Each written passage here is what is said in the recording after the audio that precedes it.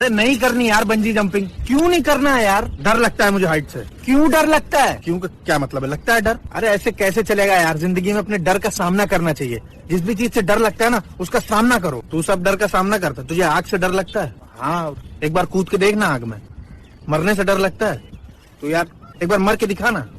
डर का सामना करने क्यों करना चाहिए? डर का सामना यार ये इलॉजिकल बात है यार। लॉजिक की बात कर तू। क्यों डरना चाहता है तू? मैं दौड़ना चाहता हूँ, उड़ना चाहता हूँ, गिरना चाहता हूँ, पर मैं डरना भी चाहता हूँ। मूवीज में नहीं देखा क्या तूने जिंदगी ना मिलेगी दोबारा? और तमाम मूवीज है जिसमें करते हैं फिर उनको कितना अच्छा लगता है। रियलाइजेशन मूवी में करते होंगे यार। वो मूवी है, लाखों करोड़ों रुपए मिलते हैं। मुझे मिलेंगे ना माउंट एवरेस्ट से नंगा कूद जाऊंगा। मूवी की बात अलग है। अभी की बात करो। अभी तो पैसे दे के करना है ना। डर के आगे जीत है। अरे होगी जीत बे डर के आगे। मुझे जाना ही नहीं डर के आगे।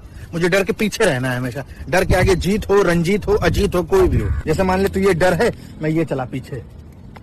अच्छा ठीक है चल। अच्छा ठीक है वापस चल रहे हैं होटल।